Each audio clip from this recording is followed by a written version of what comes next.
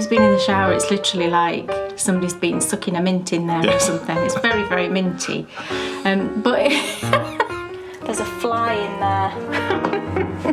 Sorry, fly. I'm sure Tom Hanks would have appreciated it. Oh, wouldn't he? He would have made it last. He'd have loved that tiny little travel size of shower gel. He'd have lathered up Wilson. Oh, he was. Until this moment, I did not realise what a rabbit hole was. But I just watched you disappear down one. It looks a bit kind of Elsa and what's her name? Anna. So yes, whilst one book is closing, another is opening. Oh, it's a book, not a door. Oh, look, there's too many analogies going on here. I've got to say, when we started filming today, of all the things that I did not expect to be talking about was the ambient temperature inside a tank. As one book closes, another one opens. I've never heard of that. Is the door... I like that, though. I quite like that. It Well, works. a door, you just walk through it and that's it. You shut it and it's gone.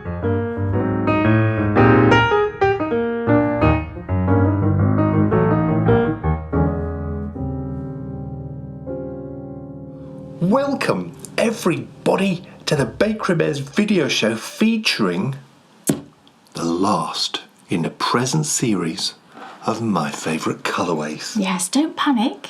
Don't panic. It will be back. Now, as it's the last in the series, Kay's gone and done something rather special.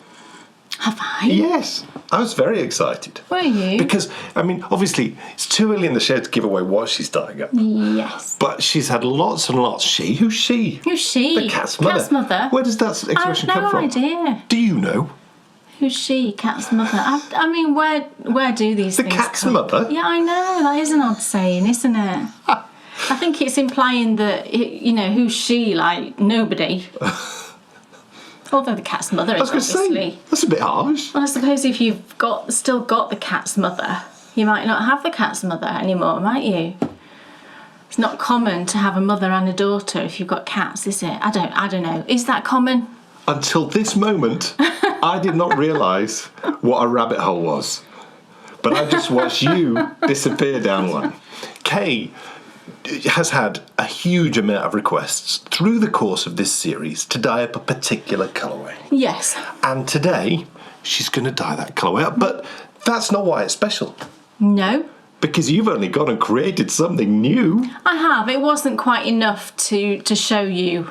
You know, the colourway that was requested was a fairly straightforward colourway to produce, so I wanted to just add something extra to it. And it's the final one this year, so I created something brand new to go with it.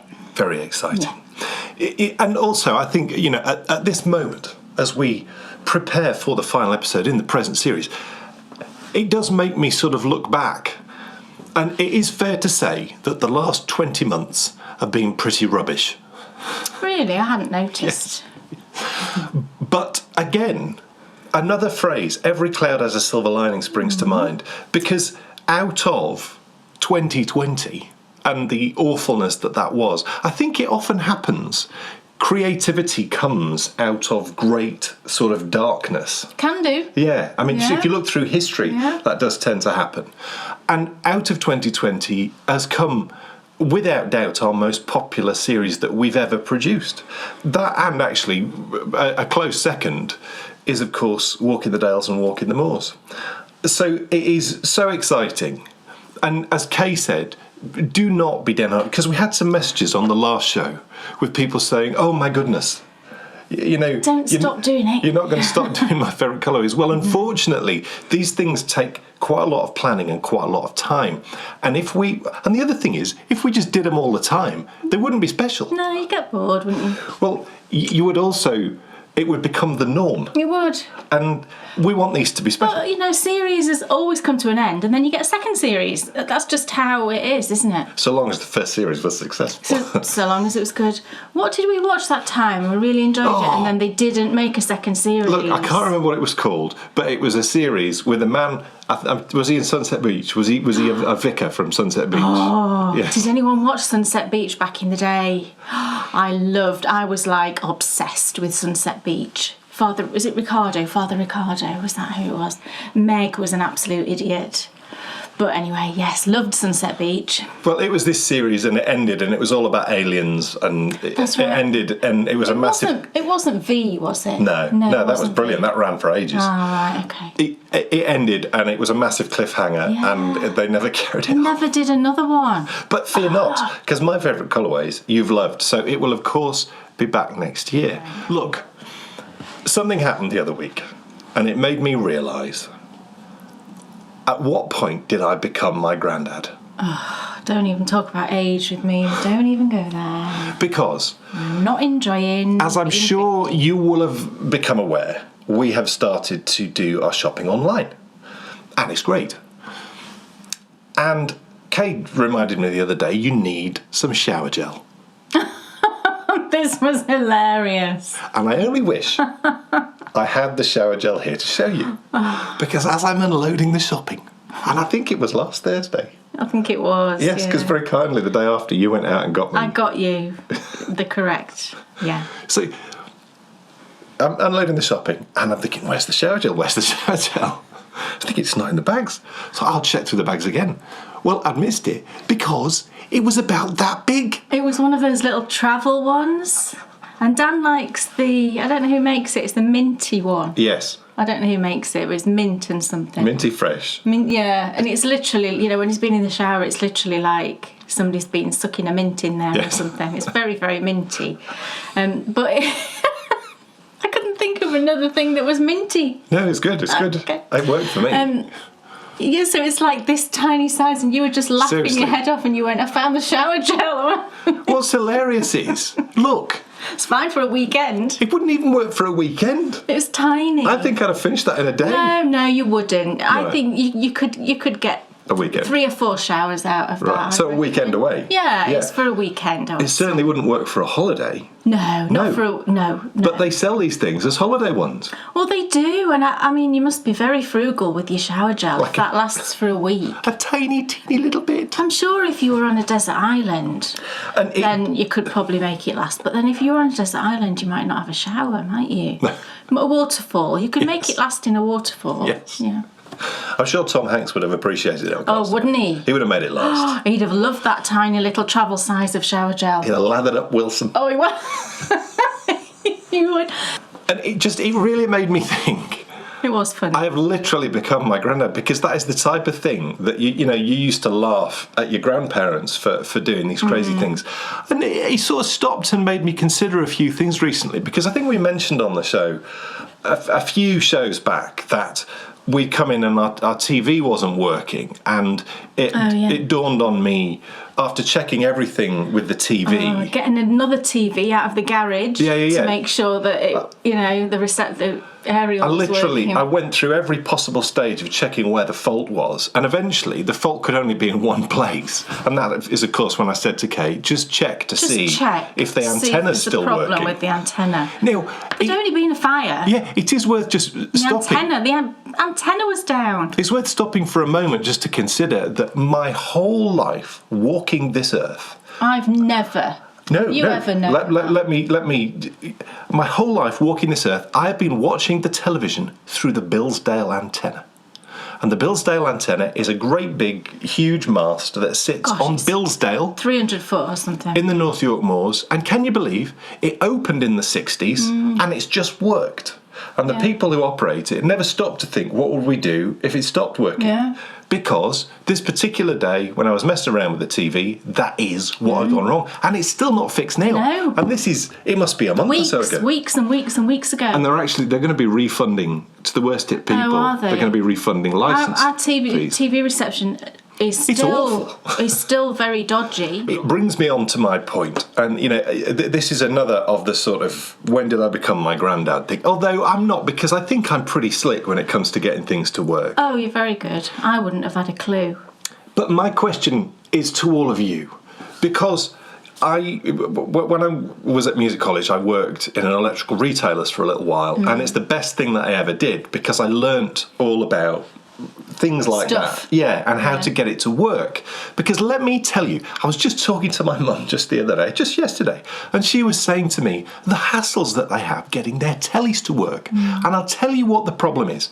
If we turn our telly on, the reception's there. Well, of course, apart from the day when it wasn't. Apart from when it wasn't. And that comes in on the point that Kay just said, if that antenna goes down, your TV's gone. But of course, we now live in this wonderful technological world where we've all got apps on our television. So there's Amazon Prime and Netflix and all those other things. iPlayer. Yes. iPlayer is still working. So in this circumstance, we've been fine because, of course, you can watch things through the internet. But the problem is, and everyone I talk to has this same issue, TVs are an absolute pain. Nightmare. To get to work. I loathe Reception's modern gone. TVs. Yeah, I know.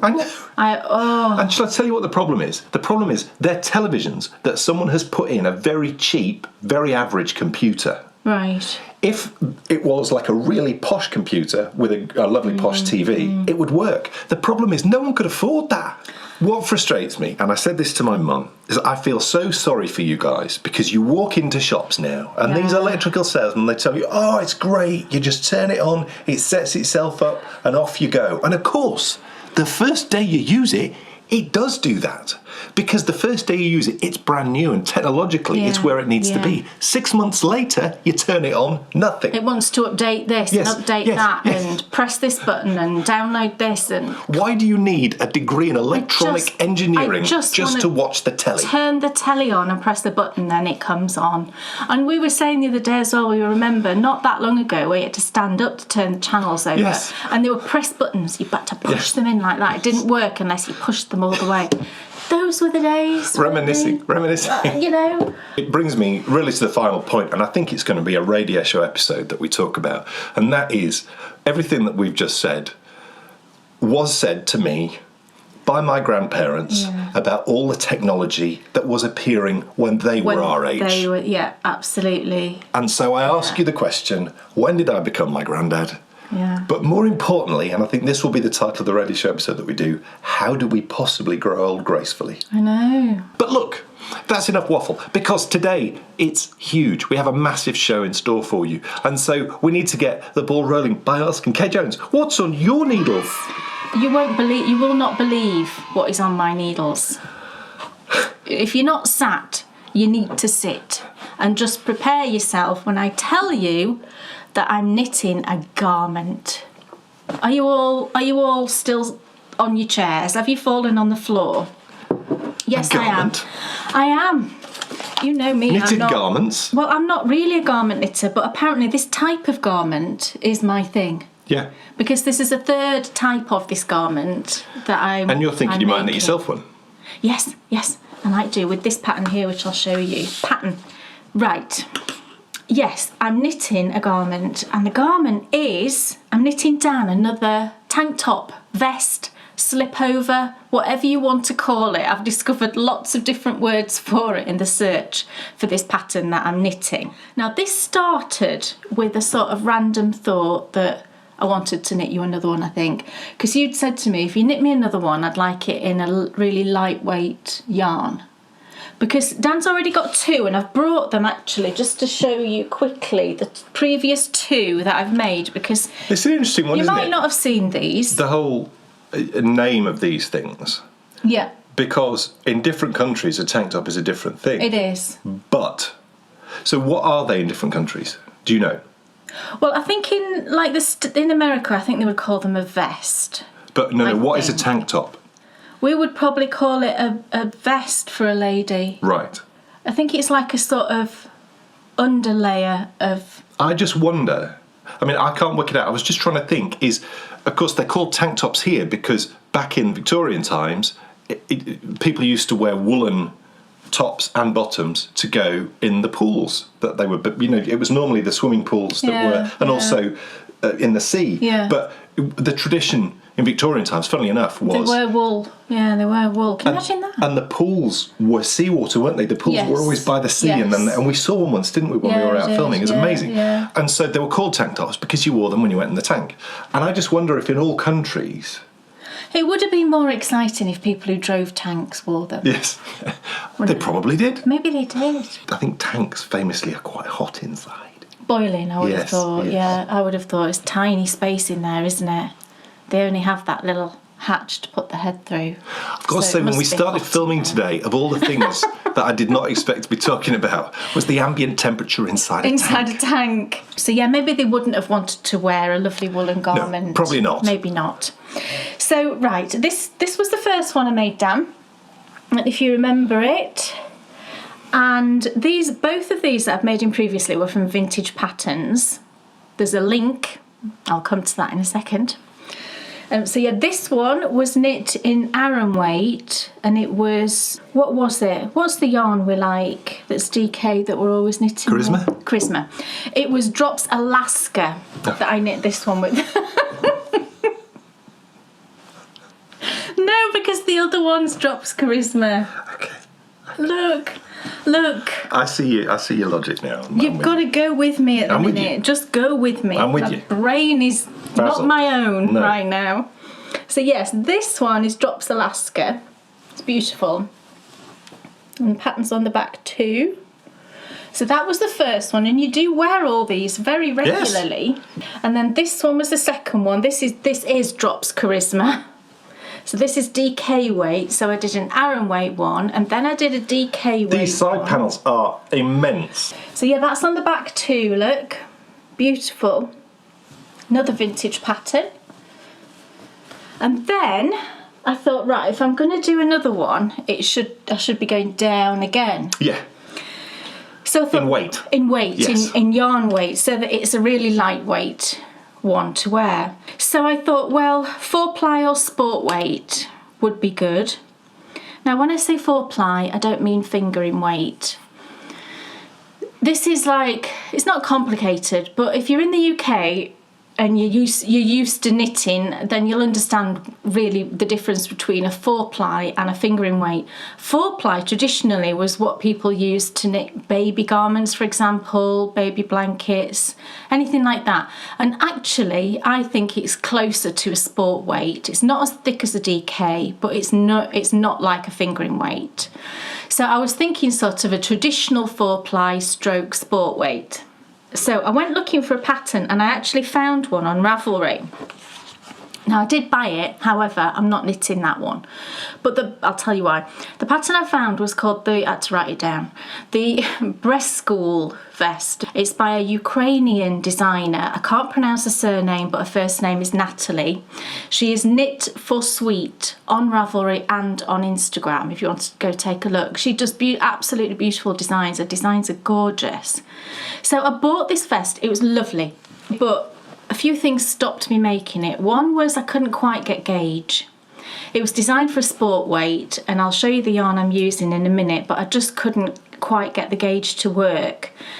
That wouldn't have been so much of a problem had I not read on Ravelry a lot of people saying that it came up really small, even though they got gauge. So that concerned me. So that, along with the fact that I couldn't quite get gauge, I just thought I really don't want to put all this work into something that's not going to fit. And then I had bought the pattern by that time, but the pattern, it didn't gel with me. It's very long and wordy. There's something not quite about it. So all of those things together made me think, right, maybe this is not the right one. I did swatch for it. I'll show you that in a minute. So I thought, right, okay, maybe that's not the one for me. It's gorgeous. It's a beautiful pattern. So then I thought, right, okay, I'm going to do what I did with those two that I've already knit, and I'm going to go looking for a vintage pattern. And I found one, and that's what I'm knitting. So I found two actually. The first one was a DK weight, and again I couldn't quite get the gauge to work, but I am going to make it because I love it. The first one I found, and I bought both of these on Etsy. All I did was I went onto Etsy and I just Googled, I think in this case I Googled vintage slipover patterns, because that seemed to be how they were described. And I found some that you could just pay for and download, print off, which was brilliant. So first of all I found this one, which was a Hayfield. I think this is from the 80s. And I just love it. It's a DK, as you can see.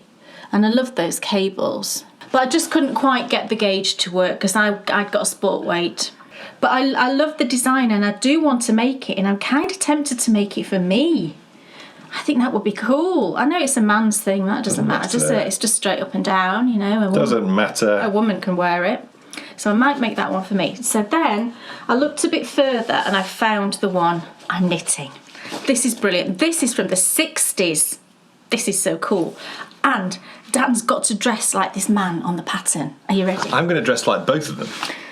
A hat and a cravat. And a cravat. Because, personally, I'm not one for roll necks and tank tops. No, it's a look, isn't it? It's a double jumper. Look at this. Look at this. How cool are those two dudes? Look at his hat. It kind of looks like a sailor or something. He looks like someone from a film. Do you remember those films from the 60s with Cliff Richard in? Yes. Yeah. He looks like he's on the bus in Summer Holiday. Yeah, he does. Yes. And the pattern is by Bellman's. That's the name of the yarn. Bellman's. I'd never heard of that. But, you know, this is the 60s. It's definitely the 60s because look at the price of the pattern. Nice. 9 old pence. And decimalisation, I think, was 1971. I think it was the year I was born. Yes, it was. So we know that this is going to be the 60s. But, you know, it's fantastic. And can you see there's like a cable down the centre and then 2 down the sides as well. And it's the same on the back. That's repeated on the back. And it's knit in a 4-ply. See, it says 4-ply. But I just had a feeling I could get gauge with my yarn that I got. And guess what? I got spot on gauge. So I will show you the yarn I'm using. I showed you this last time, I think, that I just bought just one ball of it to swatch with. And that's what I did. And then I went and bought more of it. So I'm using BC Garn Samilla. And this is classed, I think, it's sold as a DK. But I don't think it is. 50 gram ball gives you 160 metres. You know, that's not a DK. To me, it's very much a traditional sort of 4-ply sport weight. It's really lovely. And look at the colour. The colour is burnt orange. It's just gorgeous. So that's the yarn I'm using. You've done a complete review of that and it's coming out soon, I think. Yes. And I did get a spot on gauge. Now, when I swatched for the other one, I've still got the swatch here. The original one was knit in the round, the one that I found on Ravelry. The breast Cowl was knit in the round. That's another thing that put me off because I much prefer working in pieces for garments. But I did swatch in the round. You can see this bit is in the round. And then when I was looking at that first pattern, I then just started knitting back and forth and just swatched sort of back and forth as well. But then for this pattern that I'm actually knitting, the way that it describes how to check your tension is fantastic, and it worked spot on, and it took me about 10 minutes. It says to test your tension, cast on 14 stitches on number 10 needles. It's got the old-fashioned terminology for needle size. Number 10 is a 3.25 millimetre. So cast on 14 stitches and work 18 rows in stocking stitch, cast off. If the piece you have knitted measures 2 inches by 2 inches, your tension is correct. If it is larger, your tension is too loose, try a size finer needle. If it's smaller than your tension is too tight, try a size thicker needle. I love that. I think that's brilliant. So I did exactly that. Look at my tiny little square. It didn't say to wash it before you measure it, so I didn't. This is just straight off the needles. I pinned it out just gently so that I could measure it. Here's my tiny little square. It was exactly 2 inches by 2 inches. I thought, right, I'm going to trust it. I'm going to trust the pattern and go with it. I've since measured my gauge on the actual garment. It's spot on. You should have 7 inches and 9 rows to 1 inch, and that's exactly what I've got. So it worked brilliantly well. All that waffle, you want to actually see my knitting, don't you? I will show you how far I am. It's kind of difficult to show because, you know, again, back in the day they'd have it on a straight needle, wouldn't they? But I'm doing it on a circular. This is where I'm at. I don't know how easy this is to show you. Can you see? So down either side you've got this cable here, which is like a horseshoe cable, I think it's called. And then in the centre you have these panels of a finer sort of cable. There's 3 panels there, look. And then another horseshoe cable on the other side. Now what I will say about this yarn is, because it's a 2-ply, it's not got that very rounded appearance that I would normally go for with cables. I wouldn't normally use a 2-plied yarn for cables because the stitch definition isn't as good. However, for this I really like it. I think it's giving a kind of more vintage feel somehow. If I hold it close, there you go. And you can see the cables, can't you? They're just not as defined as they would be with a more rounded yarn. I did a 1x1 rib, which is what the pattern called for, and then into the pattern. And I'm really enjoying it. I'm using higher bamboos, interchangeable, which is brilliant because the rib you had to use a 2.75mm for, and now I'm on a 3.25. So I just unscrewed them and put the bigger needle tips on, you know, when you need to change over, which was great.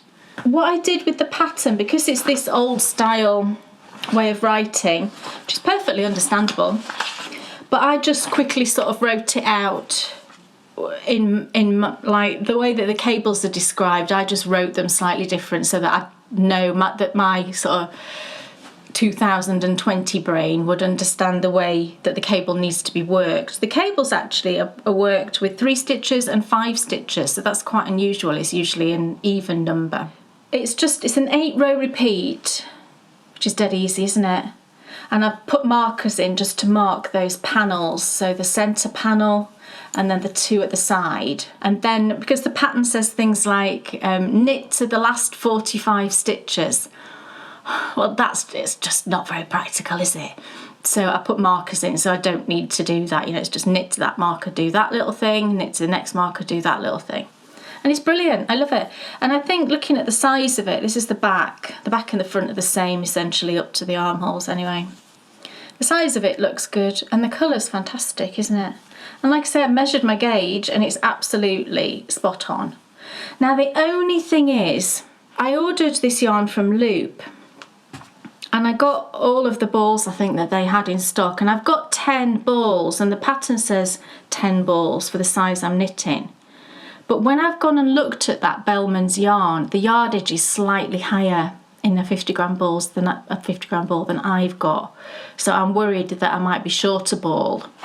So I did order another ball from Tangled Yarn this morning. It'll be a different dye lot, but hopefully if I do need it, I can make it work. I think what I'll do is I'll work the back up to the armholes, and then I'll knit the front up to the armholes, and then by then I'll have an idea on how much yarn it's going to take. And if I do need to use that extra ball, I use it on the back rather than the front. And then if there is a slight difference, no one will know, will they? So that's Dan's tank top. Cool. So, Dan Jones, what's on your needles? The last time you saw this, it didn't have a name, but now it does. It's the Sweetheart Cowl. And it's called the Sweetheart Cowl because it's got lovely hearts on it, as you can see.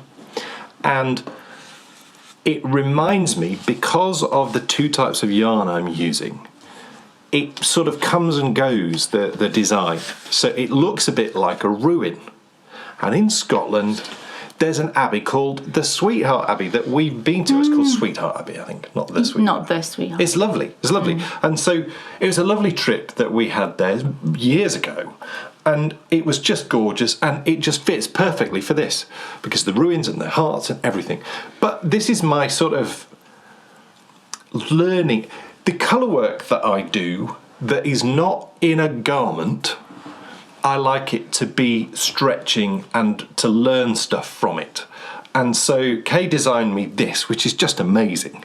And we obviously started down here with this lovely panel, which I love doing that. I'm looking forward to seeing that. We then got into this, and this is where it gets interesting, because we got into this here, and it's like these polka dotty type things, and I didn't do a very good job. As you can see, it's sort of puckering a lot. It's pulling in quite a bit. Down here, it's relatively flat. Up here, it's relatively flat, and it went a bit wrong. And I said then that I'd learnt lots from it, and the proof is in the pudding. We're going to find out when we just get up to this top bit now that I'm in, if I've actually learned something. But then we've come through this big middle section, which was great. Really, really enjoyed knitting that. And now the polka dots are back. And look, I'm not going to pull it out at all, but that, trust me when I tell you, I'm so much happier with this now. It's much flatter. Learned so much through knitting that section, and it's something that I've learned with doing colour work, and this is why I like to have these projects which are stretching when I'm not doing. Now I don't mean stretching, I mean stretching in my abilities to knit, because I have come to the conclusion that my sort of focus with colour work knitting is on garments.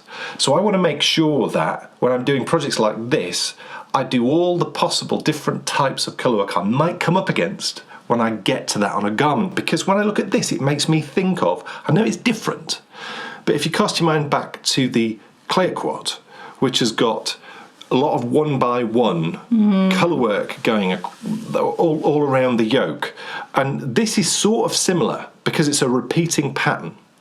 And when I did that Clear Quad, it was okay, but one of the issues was when you've got that repeating pattern over and over again, it's actually quite easy to keep a good gauge here. Because it's more random, isn't it? It's that regularity, I think, that causes the problem. That provides much more of a challenge. I've got to say, though, I love this, but this is great. I think that will block out okay. Yeah, I'm sure it will. I'll be able to do something in the blocking, yeah. I'm sure. That top section is way better. Yeah, it is. It is. I mean, shall I hold it a bit closer? For the first time ever, I found myself, in my quest to be a self-contained knitter, I found myself looking at procedures like blocking, thinking more, how would I learn from that and copy that and do that myself? And I think what it does is it shows you that I think it depends what stage you're at with a particular skill or craft. But I find it quite enthusing that I now feel like I've got the headspace to go, right, okay, I can now start to tackle those types of things. How lucky have I been, though, all these years, having, Kay there, who could go ahead and, I realise how lucky I am. But it'd look great with your shirt, actually. It goes really well with it. It's definitely autumnal colours. The yarn is beautiful. The yarn's great. That's the lovely sock yarn. Oh, merino yak. Yes, I got there. I wanted to do it. Merino yak. Don't tell me. Isn't this fondant fibre? Yes. It is. Merry Christmas, Harry. Happy Christmas, Harry. Oh, every time I do it, I'm such an idiot. But it's gorgeous. It's gorgeous yarn. Yeah. I love it. I think it works perfectly together. I'll just take that back. You're using 3.5mm needle there. And what I love, Kay, I think, likes more of a vibrant contrast. I'm more subtle. This, for me, is lovely. It does have that broken look to it, which I love that. Yeah, I think if it was done in a very contrasty yarn, I think it would be very striking. Poppy. Yes. Imagine neon yellow and black. So I've been working on my blanket. Now I know I have many blankets on the go, but this one is sorry, everybody. Are you clanking down there? This is the blanket that is a combination of a mitered square with log cabin around it. So it's it is a variation on my Stitching Time. So my Stitching Time blanket, which I published, a few years ago now, this is the actual blanket. And this is composed of 9 mitered squares that you knit as a panel. So they're all sort of attached to each other as you go. And then it's bordered by a sort of log cabin technique, and then you seam those pieces together. So what I've done with this blanket is it's just a variation on that. And I've started to sew these together. I've started to border and I've started to sew them together. But I've got a couple of pieces here just to show you the sort of construction. So here's one of the little blocks. So we start in the centre with a mitered square, and then we work 2 rounds of log cabin technique around them. So 4 sections in one yarn and then another 4 sections in the other yarn. And I weighed actually how much this uses, and the centre mitered square is just 2 grams. The first border section is 4 grams, and then the last one is 6 grams. So it's 12 grams altogether. Have I added that up right? Yes, it's 12 grams altogether. It's just a really nice little size. It measures about 5 inches square, and I just love the cute little size. And I can make one of these fairly quickly. It's a nice quick thing to do, and you get that satisfaction of having completed something. So even though you're not complete, obviously, you know, this is a very long-term project, it's going to be I'm going to need quite a number of these by the time it's finished, but I feel like I can put it down and leave it at any point because the bit I was working on is finished. So I might have a stack of squares and I might have some bits that are seamed already, some bits waiting for borders, but each little section is in effect complete, and I really like that. So I'm just using scraps of fingering weight for this. So brilliant use of all those little tiny bits, especially the mitre square in the middle. You know, 2 grams is hardly anything, is it? And I decided with this one I was going to start with a dark one shade in the middle and then work out to a lighter shade. And I wanted to border it in a dark colour. And I think I showed you this last time. This is Cascade Heritage in brown. Very exciting name of colourway. I mean, couldn't it have been something like bark or log cabin or anything? No, it's just brown.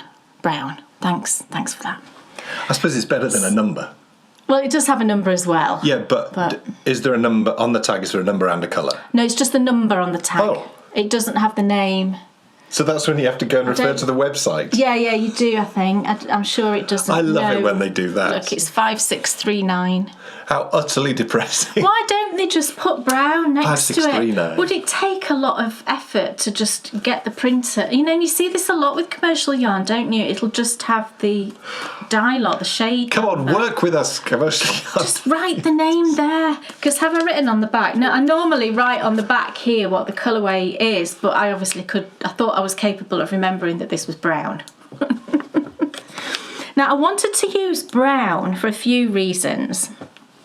One, because I really like brown. I think it's an underused colour, and I think it just sets things off really beautifully.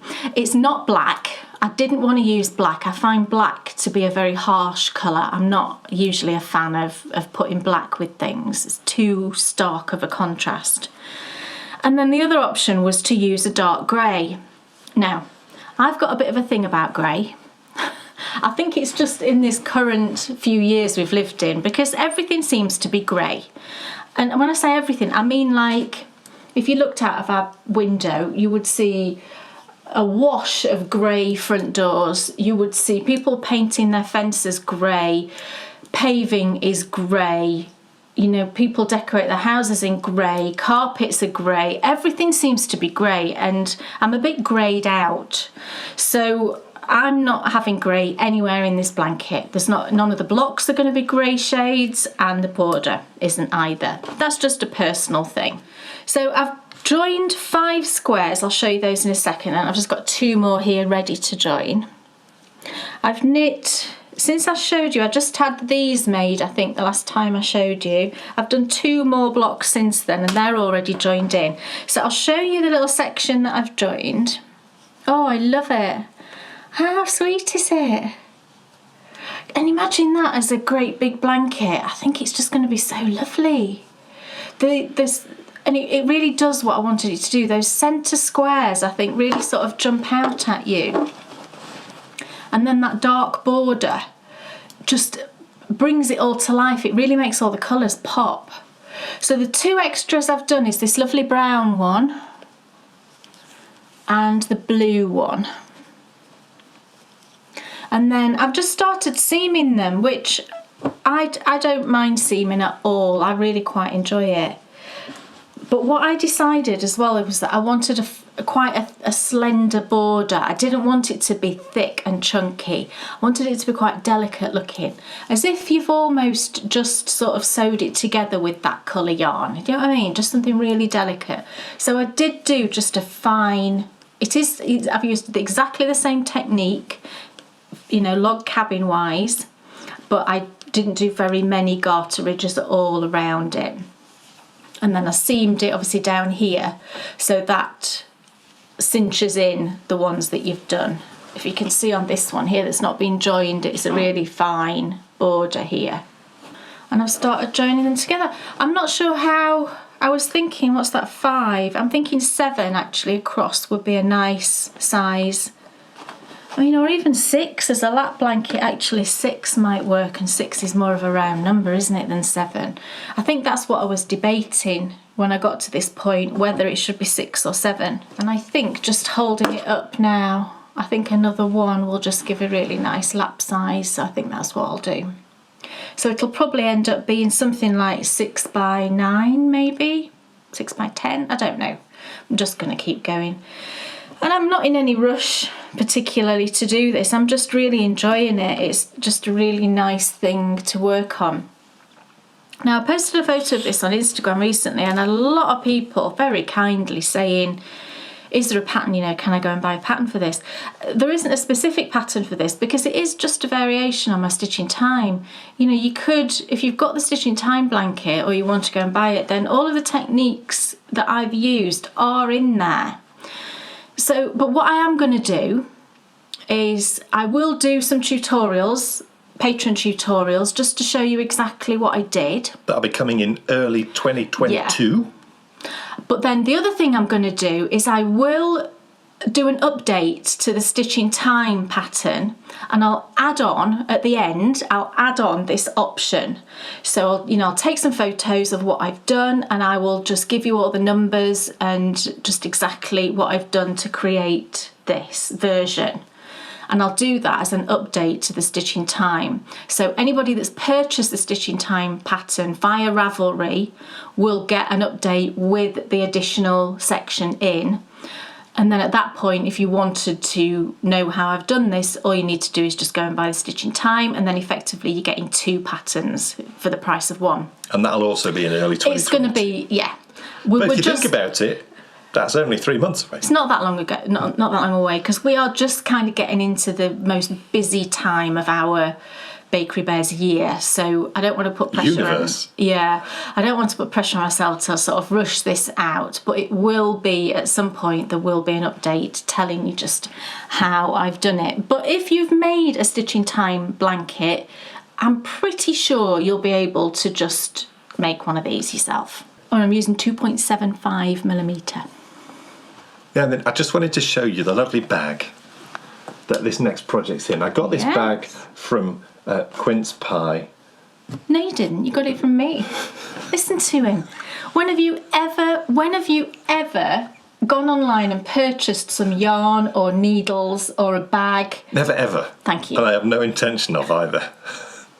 I want to be a self-contained knitter so long as Kay keeps buying me my project bags and yarn. Look, I've chose my next 3 for another pink one. Lovely. But don't you just love this bag? It's gorgeous. It's perfect for jumpers. It is. Also as well though, it's padded so well. It's padded, You could use this as a handbag.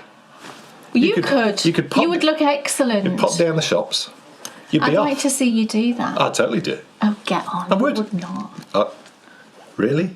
Please don't. There you go. She knows I would. So yeah, it's a gorgeous bag. Perfect. Absolutely perfect for jumpers. This is my jumpers with sleeves on it bag. Because, yes. Oh. This has been the most exciting 2 weeks of my whole knitting life. Goodness me, really? Now you may scoff at this, but let me tell I'm you not something. scoffing. You just did. I did not. You just went, oh really? Earlier on this year, I finished off the Radari.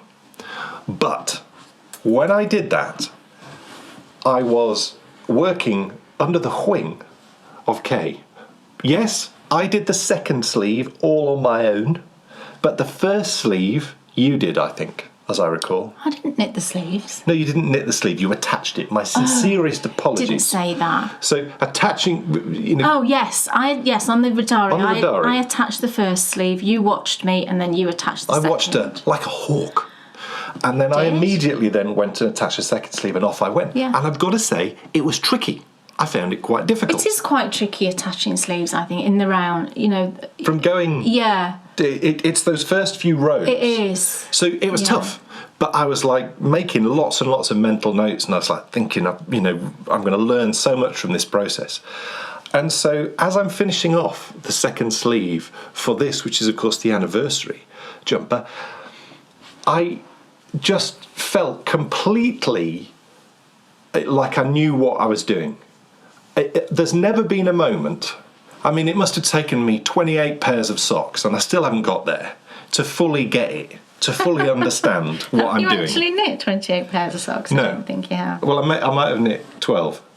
Yeah, you will have.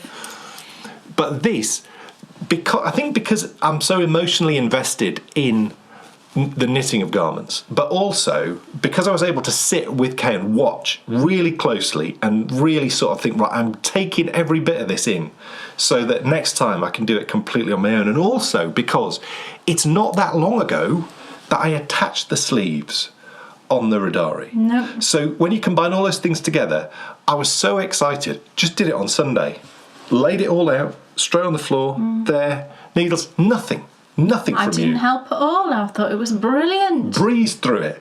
And Yeah. also, what I found is, if ever there was a sort of...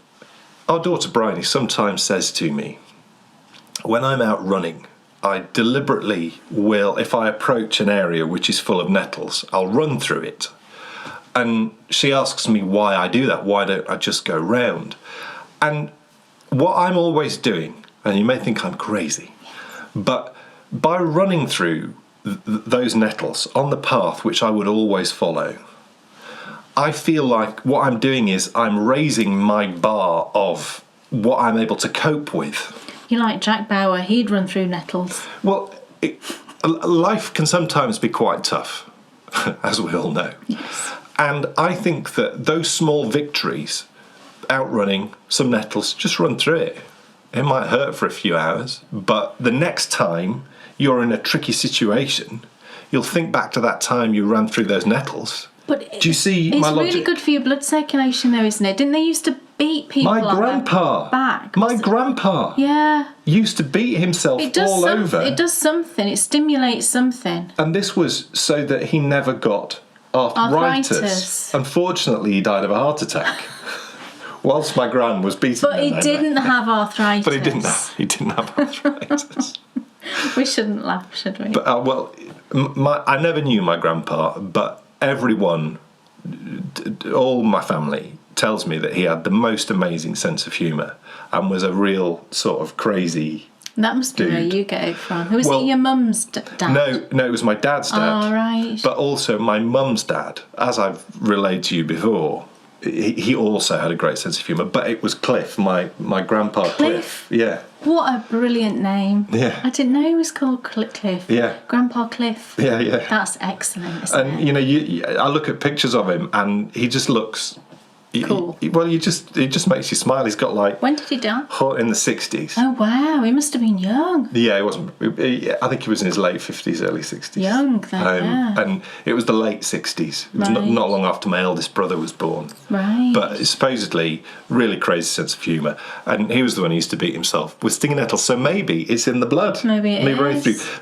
But the point of me telling you that is going through the pain of getting those stitches in and around on the Radari, and it really was awkward. I really struggled with my awkward. big hands. It is very awkward. This time, when I come to do it... You did it no problem. And you did it quickly as well. And do you see the link between the running through stinging nettles and the knitting a jumper? Not hugely, but it was an interesting story. I'm like 2 rows away from the colour work. And I didn't even realise... It's gorgeous. Because of all my lovely pockets, I'm already ready. You're already ready. I love the colours. I think the colours are great. Yeah, it's cool. It looks sort of like snowy mountains. You could wear this at Christmas. You won't have it done for then. Oh, you might do. You will have it done for Christmas. Look, So this is my gorgeous anniversary. I love it. What else is on your needles? Right, so the last thing I'm working on is a pair of socks. Now, we couldn't have an episode without me working on a pair of socks, could we? But these ones are slightly different. This pair of socks I'm knitting, I wanted to do this for a couple of months now. I designed a pair of socks back in, I don't know, June-ish time, June, July, and they went out as part of the Knitty You series this year. And it was the Cosy Reading socks. And they've been really popular. So many of our lovely patrons have knit them up, and posted photos in our Facebook group and just said how lovely and cosy they are, and it's just been so nice to see that. And I knew when I designed those socks, I thought, I'd really like to do a version of these and put it out, as a pattern that anybody can buy. And I've just been waiting for the right time, really, I've been waiting to have the space to do it. And just this week I thought, right, do you know what? I've got a couple of hours this afternoon. I'm going to see if I can get those on the needles. I'd got the yarn already because I'd already bought it and stashed it away because I knew what I wanted to use. So the Cozy Reading socks they're a DK weight pair of socks, but it's DK held together with a strand of mohair silk or similar. You could use that Suri alpaca and silk, is it? I know that a lot of people use that, but you know what I mean. It's that lace weight strand of mohair or similar. And I put in a heel. It's the butterfly heel that I've mentioned before. I put that heel into them. I love them. Those socks I've put away. I've put them on my feet a few times and they're just so nice. But I've put them away for Bryony for Christmas. So I'm knitting another pair, and I'm thinking I can have these ones now because I'm knitting another pair as well. But I wanted to put in a little bit of not a full lace sock, because I think that on like a thicker sock, it might just make it a bit too kind of baggy, maybe a bit too slouchy, because it's already a little bit of a slouchy sock, this. It's like the kind of sock that you would wear after you've had a bath at night time and, it's a bit chilly.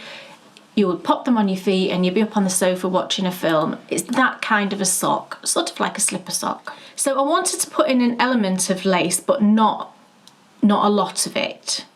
And I remembered a stitch that I used in one of my Miss Potter socks, the second club. It would have been published just 2 years ago. And it was from my Mrs. Tiggy design. So this is 2 years ago these came out, and I've got them here. They have been worn a lot again by Bryony, but actually they're looking pretty good. I love them. Yeah. Show everybody. This is Mrs. Tiggy. Crumbs, it's 2 years, isn't it? 2 years since these came out, yeah. Wow. And I still love them. I think they're gorgeous. And I used a Lay Family Yarns sort of sock set for these called Lace Hankies. And I just love that because they were Mrs. Tiggy. I thought at the time, Mrs. Tiggy's bound to do laundry, isn't she, that includes lace hankies. So that was a perfect connection.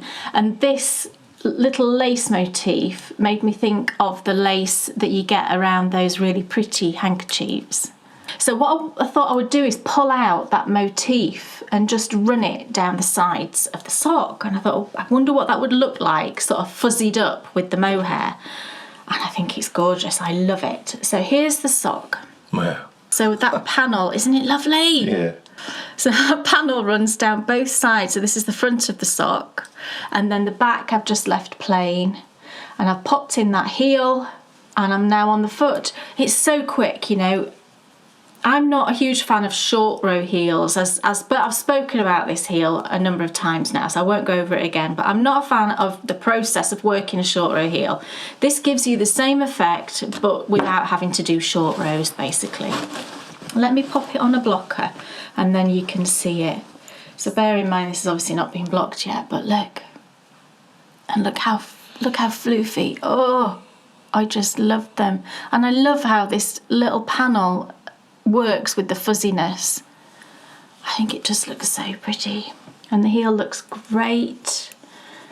So you can see now I'm working down the foot. And just imagine these on a cosy evening. And I'm just going to pull those fuzzy socks on. Gorgeous. So the yarn I'm using, it's very similar to the yarn I used for the Cozy Reading socks, because at the time I bought 2 yarns to knit those, because I wasn't sure which I was going to use. And this is the other one that I was going to use. They're very, very similar, just a slightly different base.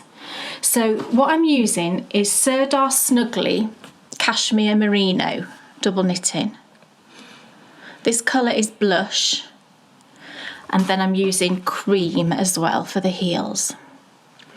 And the yarn that I used for the Cozy Reading socks was Sirdar Snuggly, but it was Cashmere Merino silk. So it's just a little bit more luxurious than this. It had silk added into it. But essentially, it's kind of the same, you know, it just had that little bit more silk. But this is beautiful. It's a gorgeous yarn. It's really soft and lovely. So I'm using, you'd need 2 balls. These are 50-gram balls. So you need 2 balls of the main colour and then just 1 for the heels. And I'm holding it together with just some drops kid silk in cream, I think this is. It's just colour number 1. I think it's just cream. And that's drops kid silk. I've tried to keep the yarns for this one a little bit more economical because the ones I used for the reading socks were a bit more pricey, so I thought I wanted to just keep it a little bit more reasonable, so if people wanted to use the same yarn, it's not overly expensive, because I'm always aware of that. Really, I don't want to use yarns ever that are really expensive.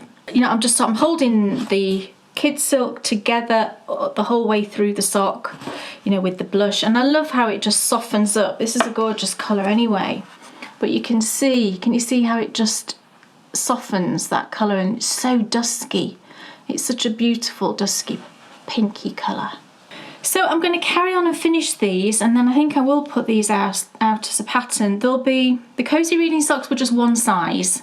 This pattern will have 3 sizes in, so it covers all of the bases as well. And it'll have, full instructions for this heel, and I'll put in a video tutorial as well, just to cover that, because it is certainly it was a new technique to me, and it might be new to other people as well.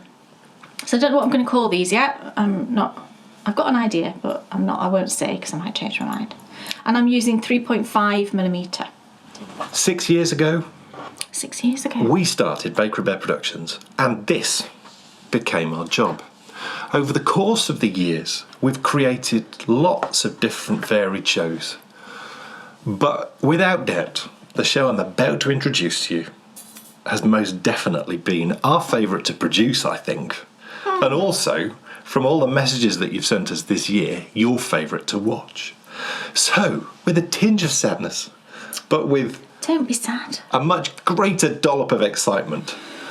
Oh, that's a nice word. Dollop.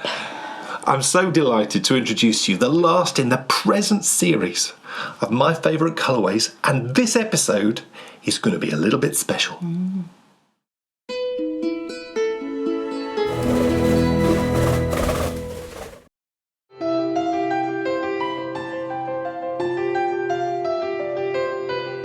Over the last 6 years, I have created more colourways than I can remember.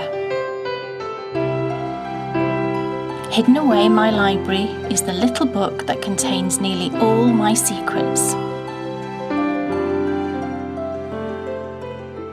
But which do I like best? Well, I thought it would be fun to find out, so in this show, that's what we're going to be doing. I'll be taking you from undyed skein to finished colourway. Because it's time for us to discover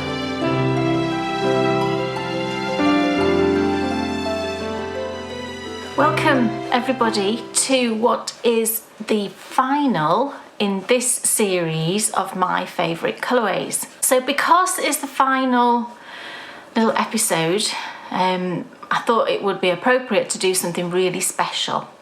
Now, to do that, I've created something new, but then there's also something existing that has been requested a lot over the past few months, and I've been saving it on purpose, particularly for this final episode.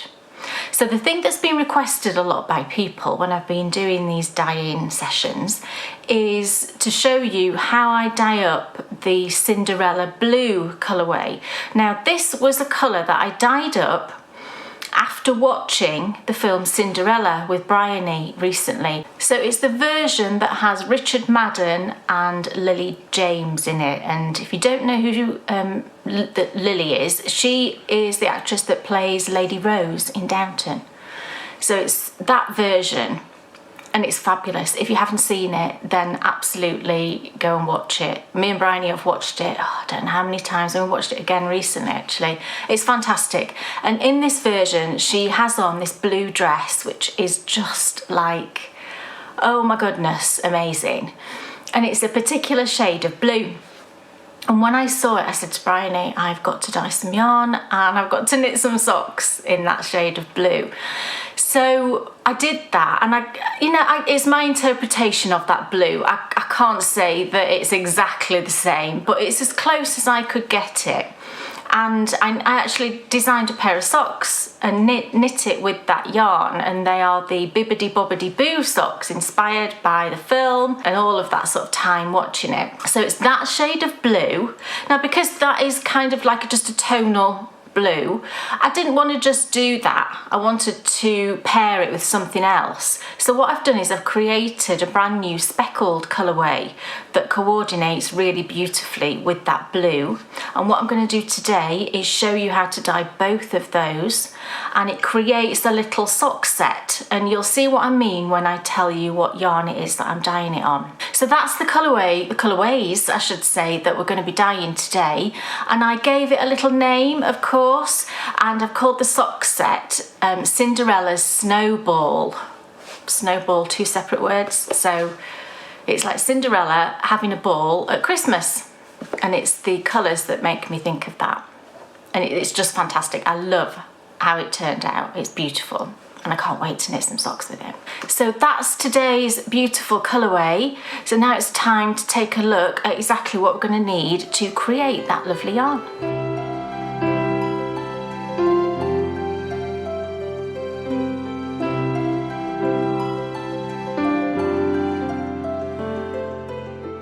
First of all, we're going to need some yarn.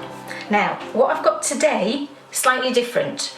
Because I wanted to create a sock set, I thought it would be fun to do some 50-gram skeins. So you will have, in the sock set, you will have two 50-gram skeins. One of them will be the semi-solid tonal of the Cinderella blue, and the other will be the coordinating speckle. So what you can do with that sock set is you could do lots of different things actually. What I would probably do is I will do cuffs, heels and toes in the solid, and then I will do the speckled through the the leg and the foot. You could actually switch it. You could do one sock in one sock in the other. You could do cuffs in one, cuffs in and body in the other. Do you know what I mean? There's lots of different things you could do with those two 50 grams.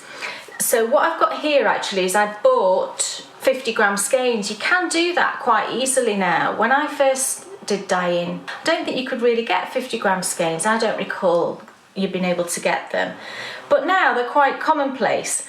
So I picked these up from where I normally get my yarn these days, which is Yarn Undyed, because you can buy smaller quantities there. You don't have to buy in bulk. And these are, so the 50-gram skeins, it's fingering weight, and it's the 85-15 base. So 85 superwash merino, 15 nylon. It's a really lovely soft and squishy base. And this is the non-sparkle version.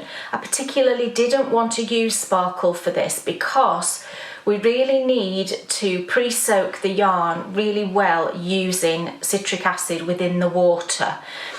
And the reason we need to do that is because when we're going to speckle, when you see me do that, the speckling technique, there's very little water in the pot. So I want that yarn to already have lots of the citric acid pre-soaked into it so that we know that speckle is going to, fix to the yarn. So I've actually got 4 50-gram skeins here, which is effectively 200 grams of yarn.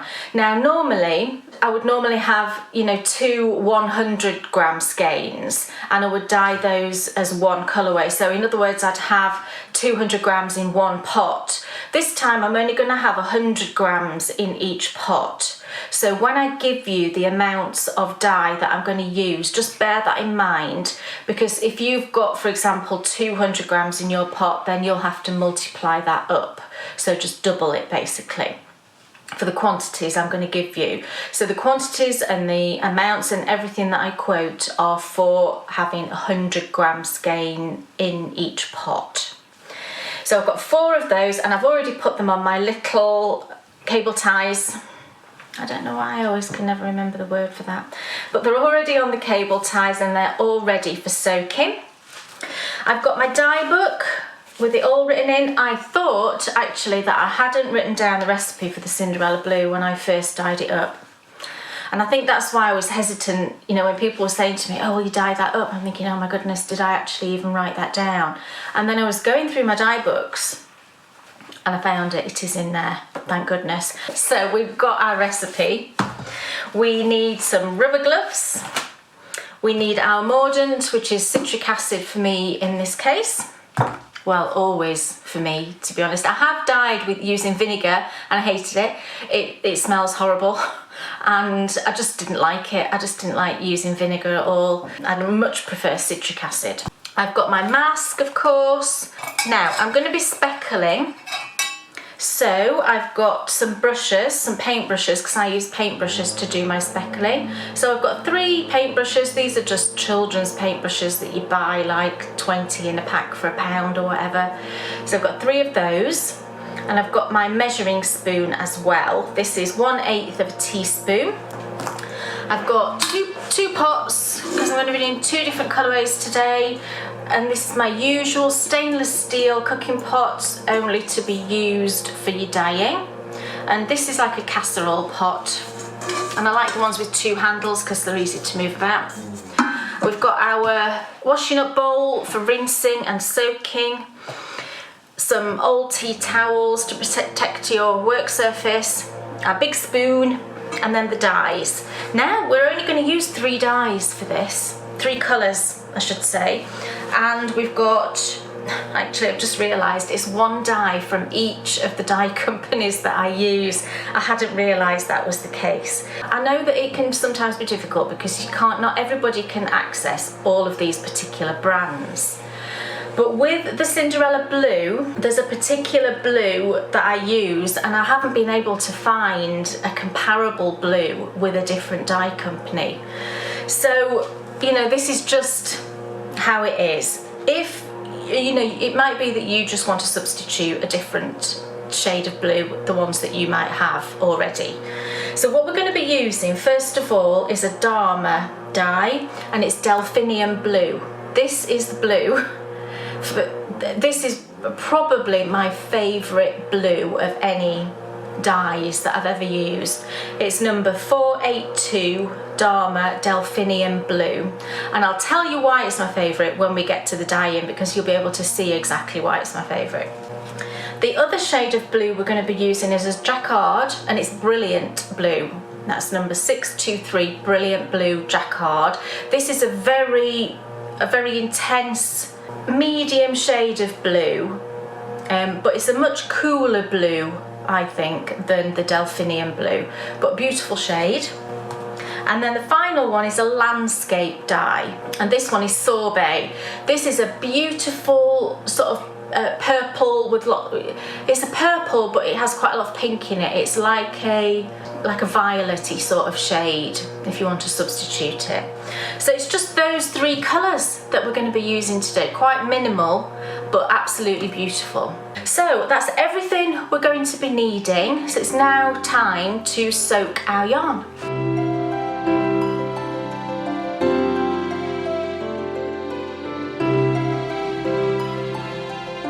Okay, so I've got some warm water just from the tap in my bowl here. Not too much. I've only got, what have I got? I've got 200 grams of yarn here, so there's not too much. I don't like using a lot of water. Obviously, water's precious, so I just used, it's about 1/3 full. And I'm going to put into there a couple of scoops of the citric acid. I think these are about a tablespoon. So just pop in a couple of scoops. And then just move this around until the citric acid is dissolved in there. You can tell it's dissolved because you won't feel that grittiness anymore. It doesn't take very long because the water's nice and warm. So once it's dissolved, we can then add our yarn. Now I want to give this a nice soak because I really want that citric acid to get into the fibres, you know, to fully soak through into the fibres. And this is why I'm not using a sparkle yarn for this particular technique. I'm not saying you can't use sparkle yarns to when you're doing speckling, I prefer not to. And especially now when I'm kind of taking my time because I'm showing you all what I'm doing.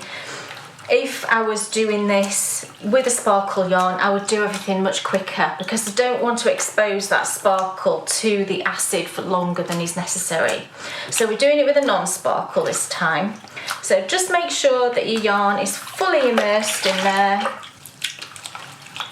and then just let it soak for a good, if you can leave it for an hour, I would leave it for an hour in this instance because I really want those fibres to get completely saturated with the citric acid.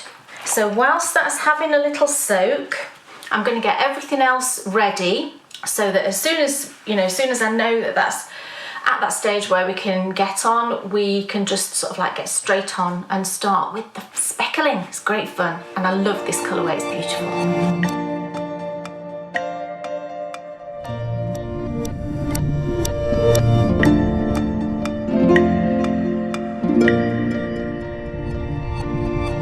Okay, so I've got in my pot here a very small amount of water. Gosh, I don't even know, it's probably about 3/4 of an inch deep maybe. You really don't want a lot of water at all. I have put some more citric acid in there, about another tablespoon, and that's just gently heating. So I'm going to put in 2 of my skeins, so I'll just have 100 grams in my pot. So this has had a nice soak now. So I'm just going to squidge out the water.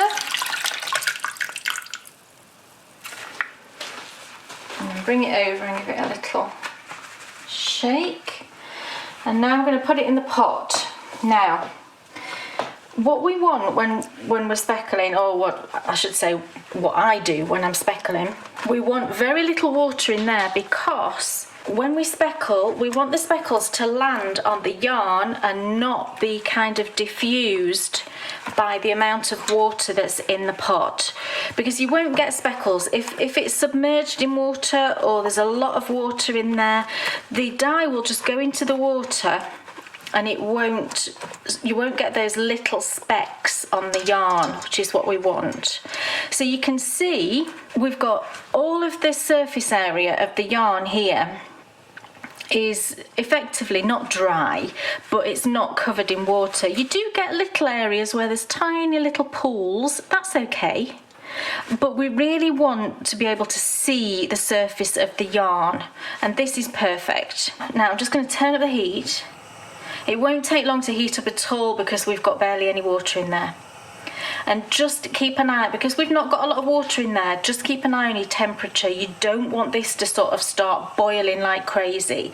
If you think it's getting too hot, just turn your burner off for a while. And as soon as you see any sort of shimmering in the little bits of water that we've got in there, and you can feel, I mean, I've got gloves on here, but I can feel the heat now starting to come off the yarn. You can see now and again it'll just move. I don't know if you can see there, it's just starting to move, so we know there's some heat now going into there. So I'm just going to turn the heat down.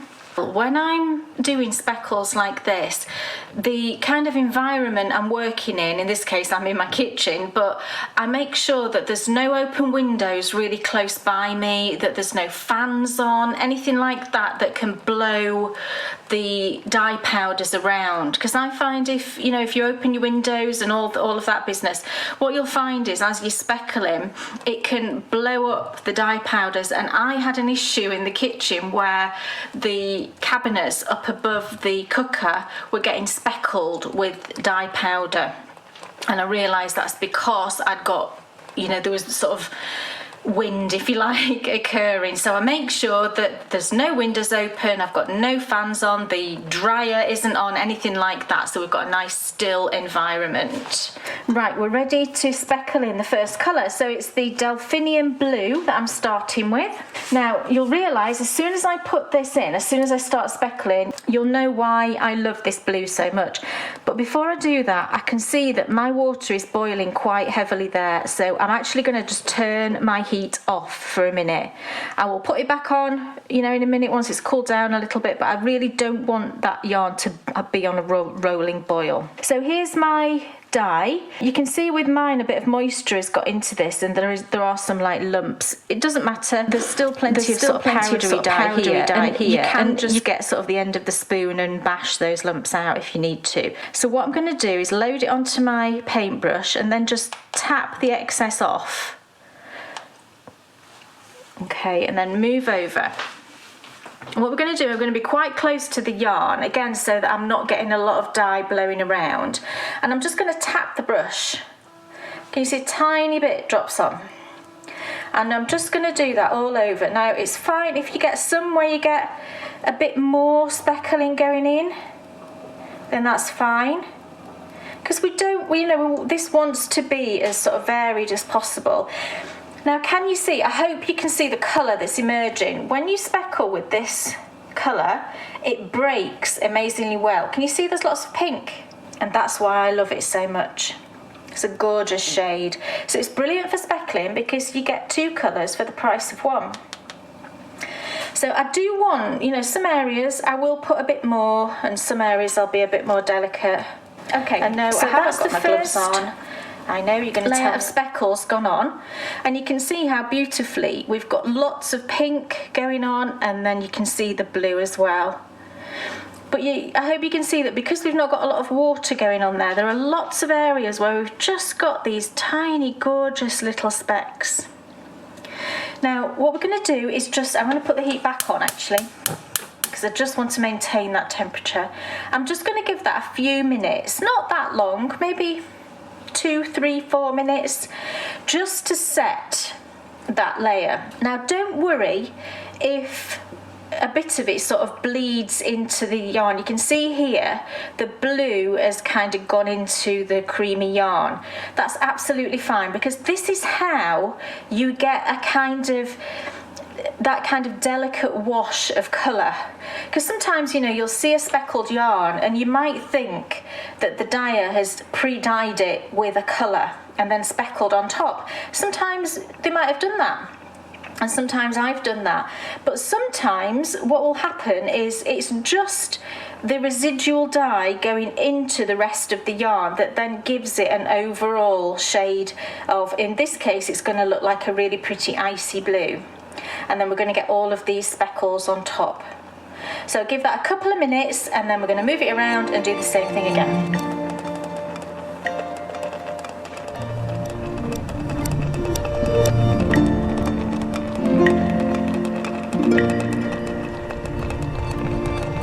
Okay, so that's just had about 3 minutes, I would say. And to check to see if it's kind of ready, what I do is get my big spoon, and if you just find an area that's got some little speckles in it and just push it down into the water, can you see that they stay the same? So we know that that's cool.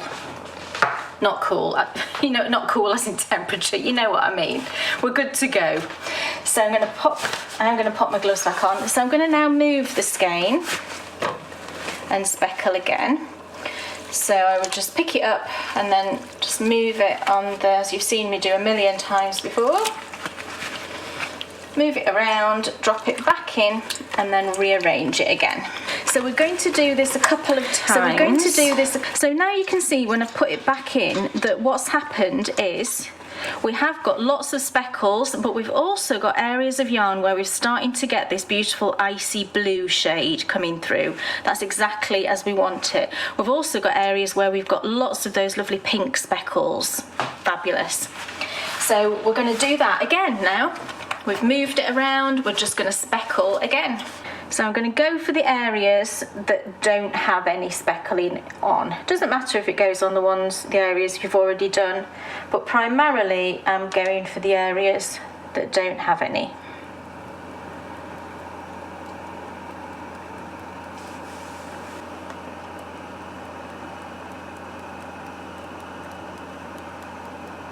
That's fine.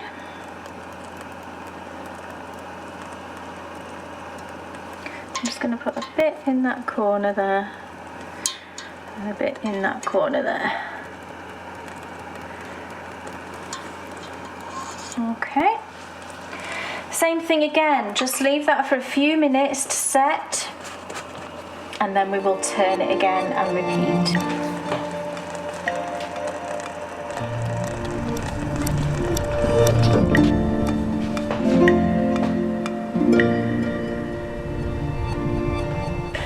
Okay, we're ready now to move the skein again. What I'm going to do this time is I'm going to actually turn it. So at the moment you can see it's lying like this. What I'm going to do is flip the skein over like that and make sure it's turned all the way around. And the same with the other one. Because what can sometimes happen, you know, you can have a skein of yarn that's dyed really nicely, effectively on one half, but on the inside it's not had as much opportunity to get those speckly or get whatever dye it is, you know, you're doing.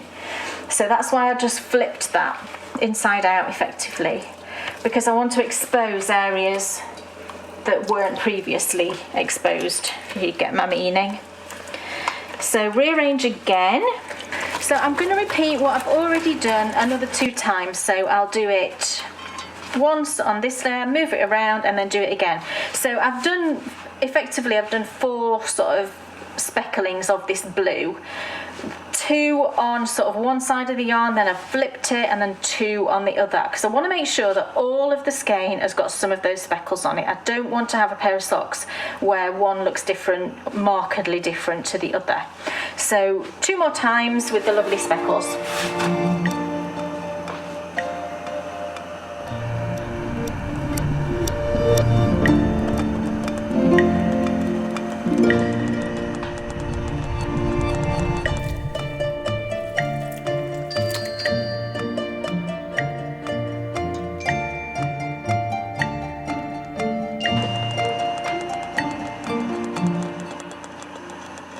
Okay, so that's all of the blue dye gone in. So we're now going to do the sorbet. So I'm going to move it as normal. You can see now the yarn's lovely and steamy, so it's nice and hot. Now it's just the same thing with the sorbet. I'm not going to do it as many times because I want the sort of primary colour in this to be the blue, and then it's going to have accents of the sorbet. So now we've got the sorbet, which is the landscape dye. This is just a small 20-gram pot. I find these actually are fine. For the amount of yarn I dye, I don't really buy the big pots anymore. These ones are brilliant. So I love landscape dyes for speckling, and I've said this before. And the reason I love these dyes for speckling is, I hope you can see that these are more like a granular formation. They're not a powder. It's a bit like sherbet or really fine sugar in the way that it looks, which means when we speckle, it's not like you're speckling dust over the surface, which can clump. I find that it just speckles beautifully. It's really, really fantastic. But it's exactly the same process, but this time you kind of have to scoop a bit on because of the granular formation. You do have to sort of put a bit more on there. And then in we go and speckle away. It's a gorgeous colour, this. It's really pretty.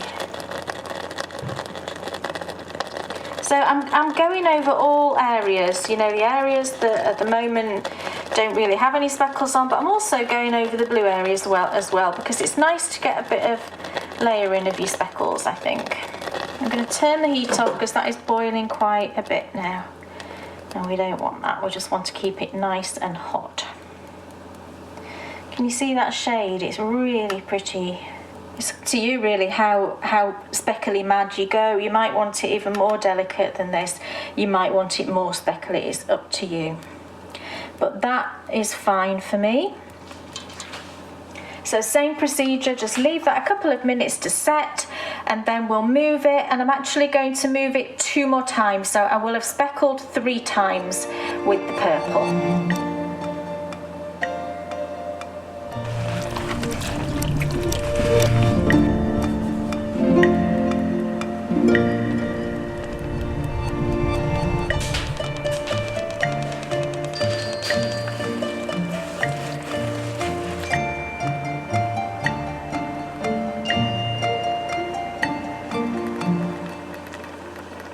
Okay, so that was the last layer of the sorbet going in. So now I'm going to make sure that it is really up to a nice heat. We've got lots of bubbles going on there and it is effectively boiling. I'm going to turn that off and now it's ready to just pop outside to cool. However, because with this technique we've not got a lot of water in there, it's going to cool down really quickly, and I do want to make sure that we keep some of that heat in to fully set everything that's in there. So if you've got a lid for your pot, then pop on a lid. I don't have lids for these, so what I'm going to do is get a bit of tin foil and just put that tin foil on top, because I do want to just keep that heat in. You don't need to do this with any other, normal techniques, because we have a lot of water in there and it's very hot.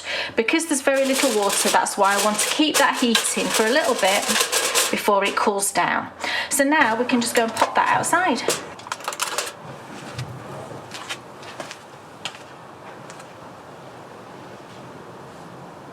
So there we go. That's the beautiful speckled yarn all cooling outside. Now come back in part 2 when we're going to be obviously looking at that speckled yarn once it's been rinsed, but first of all we need to dye up the Cinderella blue. So I will see you back for part 2 very soon.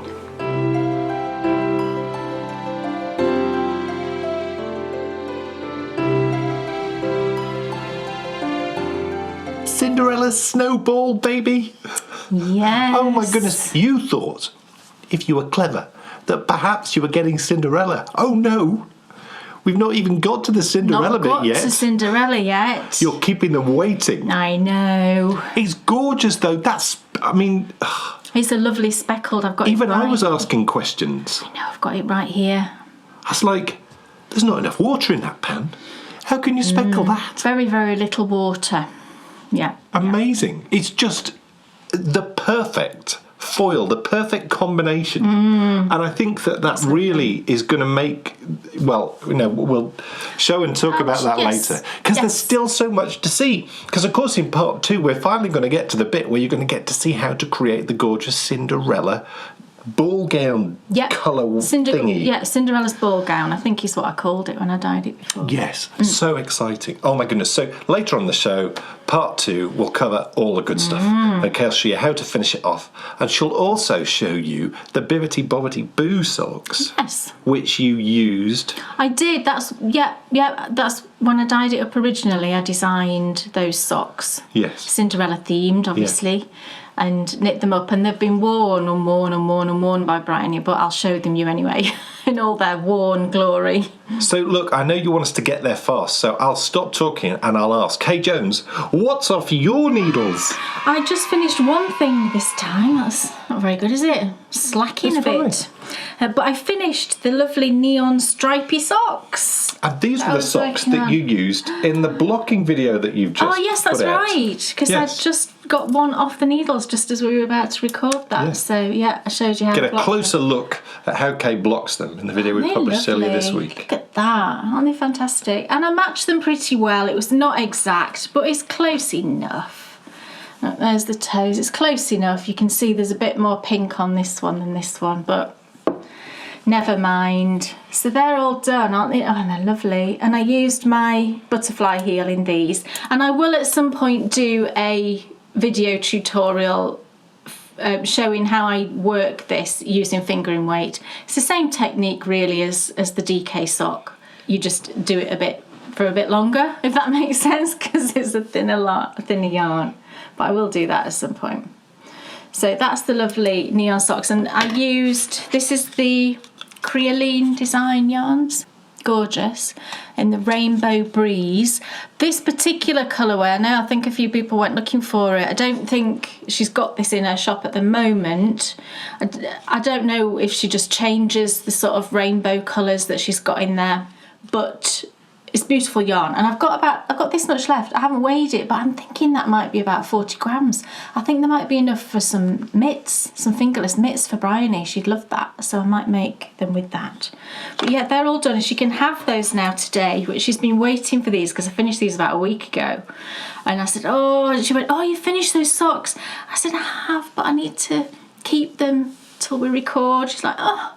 So she can have these when she gets home from school now today. She'll be really pleased. Dan Jones. Yeah. What's off your needles? Don't rub it in. I haven't got anything. Really? Look. Really? There's nothing here. You've finished nothing? But that's because it's over here. You've been looking at it the whole time. We've been keeping you in suspense. I've just been wearing it. 2.5 years in the making. And... Cast on Christmas 2018. Was it really? Yes. Gosh. And finally, just The literally... cascades. When did I finish it? The weekend. Yeah, the weekend. I blocked it at the weekend. Finished it, I think, on Saturday. Yeah. Put the sleeves on the anniversary on Sunday. I'm a jumper machine. Yeah, you were proud of yourself that weekend, weren't you? I was thrilled. Look, this... Finished. Look. Great. Let's get down to the nitty gritty. It's the best jumper you've ever made. I really can't fault it. It fits great. Look. Look, the sleeves are great. This has been a voyage They're not of too discovery. Not too tight, not too baggy. Unfortunately, Michelle Wong doesn't design anymore. But I think that the design elements of this are fantastic. absolutely It's all phenomenal. on the back too. Look, do you see the back? She's put in some unbelievably clever things. It's well thought out from start to finish. Where this goes wrong is the way that the design is laid out, and that's not Michelle. That's Brooklyn Tweed. Yeah, we're presuming. Yeah, Their format, or whoever has put that design together, made it just it's not very user friendly. really tough. It's not very user friendly at all. So not user friendly that when we got to the Yeah. neck shaping, You were about here, which I weren't have you? done before, Yeah. that was the point about 6 months ago where I just looked at it and I just thought, I cannot work this out. No, and I couldn't either. I read the pattern. I was just like, I can't get my head around that. Credit where credit's due, someone in our Baker Bear patron Facebook group was inspired to knit this by me, which is great. And she finished hers Ages ago. about a year or so ago. And she posted a picture in our Bakery Bears patrons Facebook group, and that made me think. And she put in essence, it's short row shaping, but not. It's not short rows. Once No. though that I'd got my head around that actually all it's doing is the shaping of the neck, that started Yeah, to make me think, it raises okay, the- I can do this. Yeah, what you do up here raises the back up, but it's not short rows. But when you sort of pick up, or I actually, the only thing I did for Dan was I picked up the stitches around the neck, Yeah. and you knit the collar and everything. So that's the only thing that I did. Yeah. I knit the collar and everything. Yeah, ribbing. Yeah, but still, that's literally the only thing I did. I just picked up for him, and it was tricky, let me tell you. It was picking up because it's stepped. It's all sort of stepped. Apart from the back here, about this much is just cast off, isn't it? Yeah, the but funny then thing it's is, all done in steps. it looks all right. It looks all right. I was surprised actually. I've done short row shaping before. I did the wrap and turns. That's short row shaping. Yes. Yeah. So I've done short row shaping before, and I totally understand that and could get that. So looking at this and just casting stuff off, and it just seemed weird, and it made me think. And even you were like, "Oh, this isn't going to look that great." It looked terrible when you actually had finished casting off, but then you pick up all those stitches.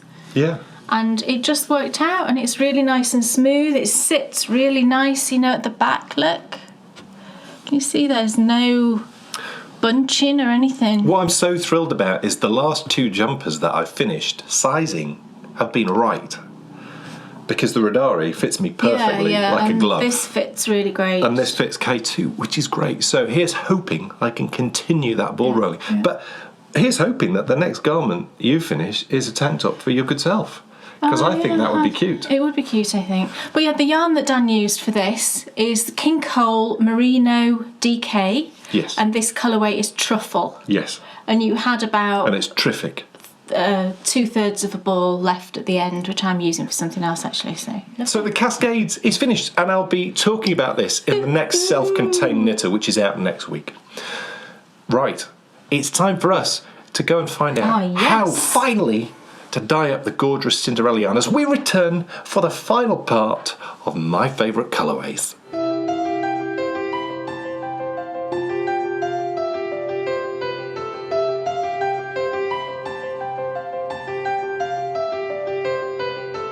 Welcome back everybody to part 2 of my favourite colourways, where we are creating the fantastic sock set of Cinderella's Snowball. Now we've already done the speckled yarn and that's pretty much cool outside, but before we bring that in to give it a rinse, we are going to dye up the sort of semi-solid to go with it. So it's time to do the Cinderella blue.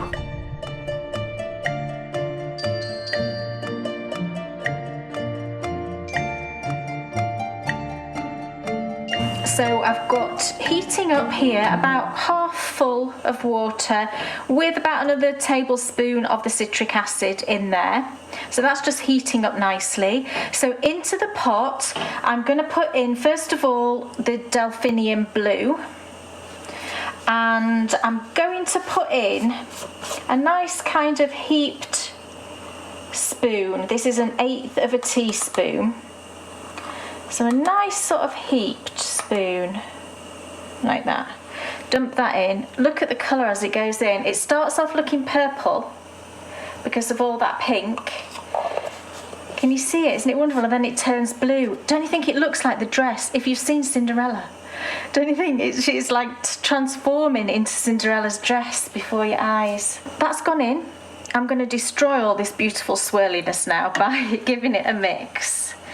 So go in with your big spoon and give it a mix. You could, the colour is just amazing. This blue is so beautiful.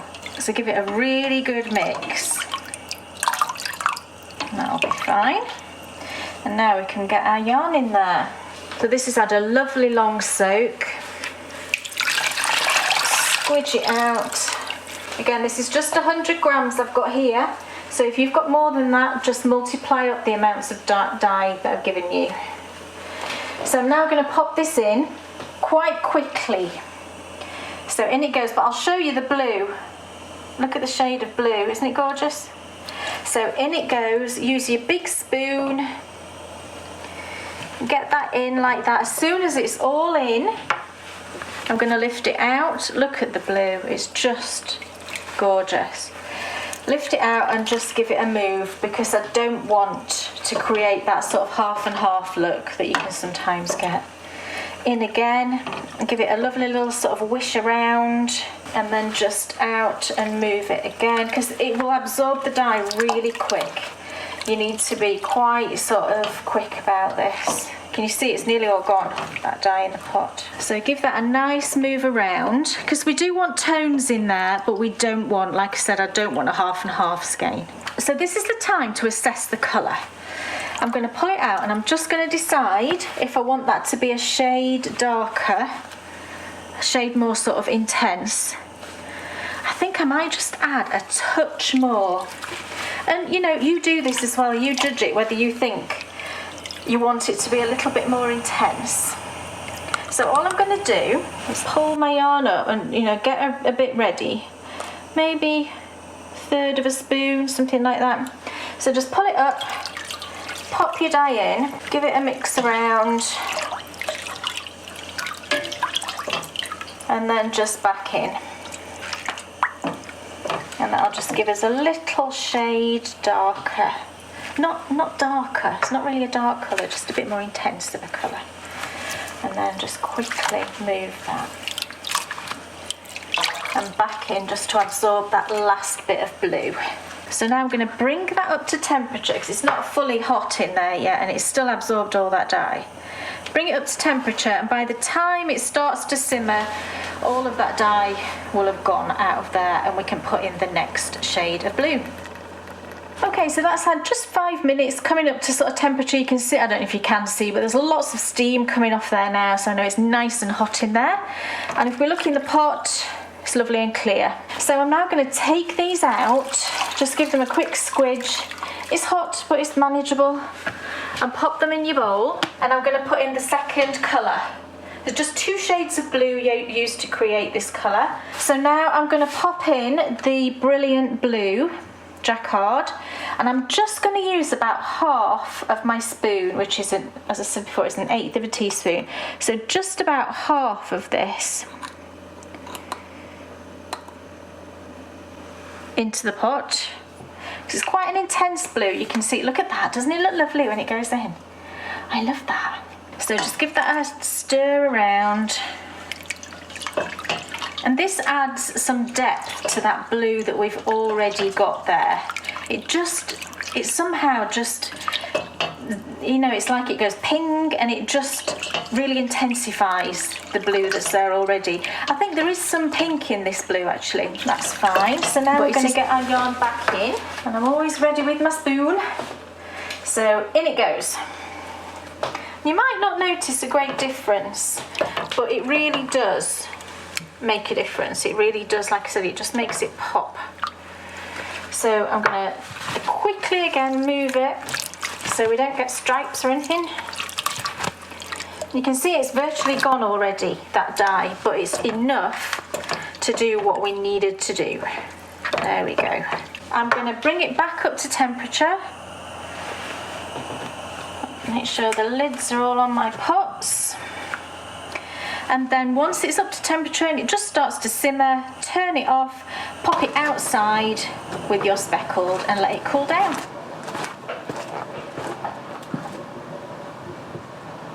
Okay, so we're ready now to rinse our yarn. I've got some wool wash in my bowl, so I'm going to do the speckled first. So just give that a squidge out. And as I'll show you, actually I'll drop that in and then I'll show you, but as I've squidged it you can see that the water's lovely and clear, so we know that all of those speckles are nice and set. If there was a problem with any of it, when I squidged it then we would have had dye in the water, so that's brilliant. So now we just need to give it a nice rinse. So I tend to just sort of go up and down. Now this has had quite a lot of citric acid in it, so I will make sure it has a really good rinse. And then I've got a good squidge. And then I just kind of curl it around in my hand and just a nice squeeze. You never wring it out. And we'll just pop that over there. I'll do the other.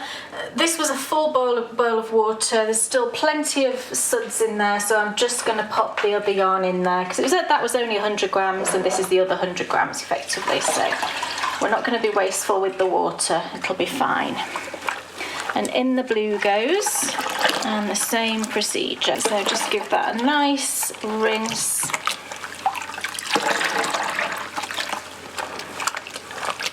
Again, a lovely little swim around just to make sure we get rid of all of that citric acid and any tiny little dye particles that might have been floating around. Okay, squidge.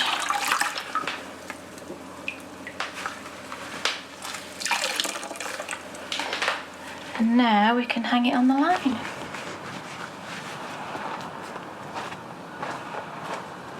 We are here now ready to skein up our beautiful yarn. It's all dry and fluffy and looking gorgeous. So we've got our beautiful speckled here with all the gorgeous blue and violet speckles. It's so exciting knitting with your own hand-dyed yarn. It's such a joy, and honestly, if you've never done it, it really adds to the experience of knitting, definitely for me. The yarn is so important for me with knitting. So we just need to skein these up now. Now these are little skeins, they're only 50 grams, but it's exactly the same procedure. So I just kind of tidy the skein up. And I've already actually clipped off a few of the ties because you've seen me do that lots of times. These had 3 ties on, I've just took 1 off. So it's left 2 ties, sort of top and bottom here. I think that's all. I find that that's all it really needs, just to hold it neatly in the skein until you wind it up. There we go. So it's all, you can see it's lovely and nice and straight and even. It's not biased, it's not twisted in the skein or anything. And so now we just need to skein this up.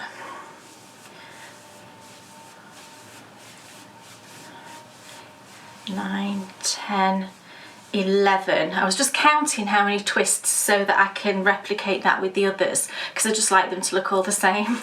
So 11 twists seems to be perfect with this 50 gram.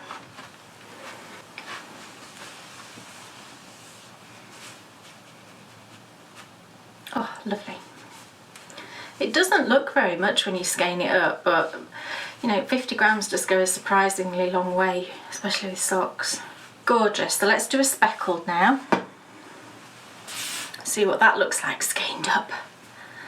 And you can see, or I can see, and trust me when I say this, that because we turned the skein, do you know how we held it up like that, didn't we? And then we flipped it, and then we speckled on the other side. Because we did that, when you look inside the skein, there's just as many speckles on the inside as there is on the outside. Sometimes when I unfurl a skein of yarn, that's the first thing I look for. I'll look, if it's a speckled or a variegated, I'll look on the outside like that, but then I'll look on the inside. And very often you'll find that there's not a lot going on the inside. And that's when you will get, if you're knitting socks, for example, you might get one sock that's got much less speckles on than the other. And that's why, it's because it's not being speckled on the sort of underside of it, but we did that. So let's do this one.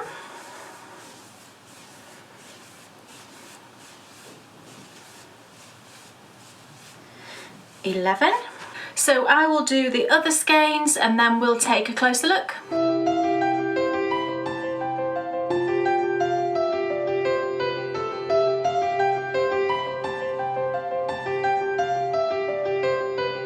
So there we go, everyone. It's that beautiful Cinderella's Snowball sock set.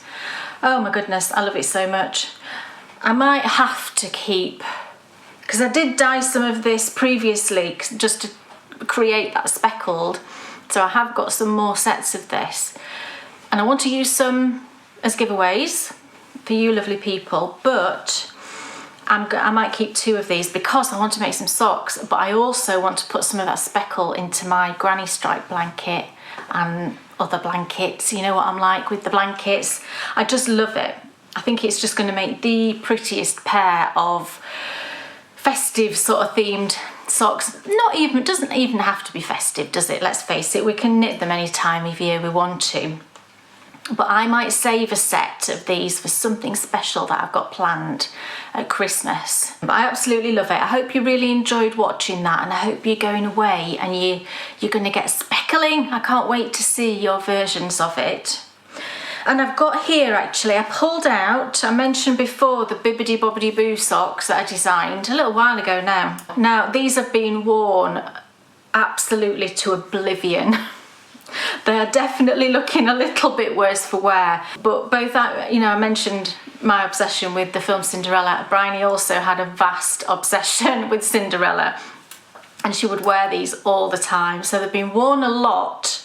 And I did, for these, the shade that I dyed was slightly less intense, but it's exactly the same colour, just a little bit less intense. But these are the Bibbidi Bobbidi Boo socks. I love them, really, really pretty, inspired by that film. So there we go.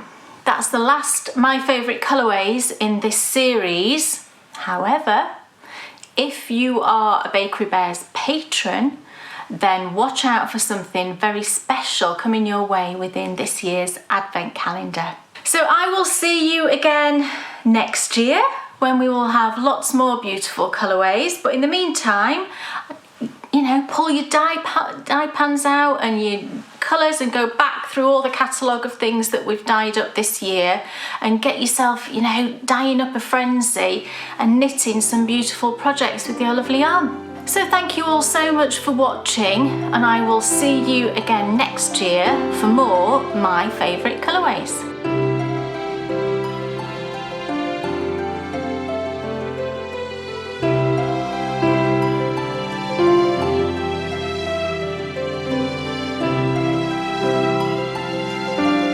Now that's what I call, well, it's not a colourway, it's colourways. Colourways, it's a little sock set. What a brilliant way to finish this first ever season of My Favourite Colourways. I know. Just gorgeous. Look at them. Look, here's the Cinderella blue. Oh, it's a lovely blue, isn't it? It's gorgeous. And then we've got the speckledy. Just lovely. It's lovely seeing them all together like that, isn't it? So if I put one with one, then you'll see them sort of together, how lovely they are. And I think I'm gonna keep one of these and cast on some Christmas socks with them, because it's very festive, isn't it? Very icy and just lovely. Gorgeous. Amazing. Yes. Absolutely perfect way So I hope to finish this 10-episode season. It's been the longest, the greatest season we've ever produced, because, you know, looking back through history, we look at the Pudding Club, that was normally 8 episodes maximum. Similarly, What's in Your Oven, sometimes 6 episodes, sometimes 7 episodes. And what's empowered us to do this has been the fact that we now have an editor producing our magazine Knitability. So Jen, amazing, gorgeous Jen, who's done such a great job producing Knitability for us, that then has freed us up to produce more of what we know you guys love, which is these special shows that we put within the video show. And if you want to keep us making shows like this, we need your support, because without you, literally, we wouldn't be here. Nope. It would be a black screen. It would. So it really is a fact. Without our Bakery Bed patrons, there would be no show. So if you want to find out how you can become a patron of the show and support the show and keep us making shows like My Favourite Colourways, Walking the Moors, Walking the Dales, and all the other amazing things which are coming your way, but also if you want to access all the exclusive content that we produce, and there is literally hours of it. There's obviously our magazine, there's tutorials, there's adventures, there's all sorts. Then follow the link below. It's also listed in the show notes, and you can find out how you can become a Bakery Bed patron. Right now, though, before we start the Endy Bits, don't miss next episode, because it's our final walk in the Dales. Oh, yes. And look, the art of making a good series is finish on a high. And I've been saving this walk since the very first walk we ever went on. This is like the ultimate bookend. Don't miss it. It's coming your way next time on the Bakery Bed's video show. Right now, though, it's time for the Endy Bits. Endy Bits. Now then, the 2021 Knitting University has now finished. It's finished. And what fun we've had. It's been great. Yes, it's been amazing. Bargello Hat went down an absolute storm. It did. Learning some, great colour work techniques. Yeah. And also producing a lovely hat, perfect for autumn. Yeah, or Christmas gifts. So the Gold and Platinum patrons can access the complete Knitting University. So that's the 3 courses from 2020 and also the 3 courses from 2021. And Silver patrons, I just wanted to mention, remember you have access to the 2021 season of shows until June 2022. Yeah. You have access for the year. So make sure if you want to go and do those courses that you do them sometime before next summer. We've given you fair warning. Yes. Our next pop show is out this week. We'll be live at 2 p.m. Sunday. Yes, British summer time, with the recording of the show available from 3:10 p.m. And if you just keep your eye on our Patreon page, at 1:30 on Sunday, we'll post a link to the live show if you can watch the show live. If you're watching the recording of the show, then similarly we'll just do a post at 3:10, and there will be the lovely recording of the show. Saying summertime, it's actually the autumn equinox today. It is. Woohoo! It is, thank goodness. It's blazing sun out there. Yeah, I know. Our radio show is back next week, and as we mentioned at the start of the show, we'll be trying to find a way of how we're going to grow old gracefully. And you bought some things. Yes, I've got a couple of things. So the first actually is linked to those socks I'd just finished.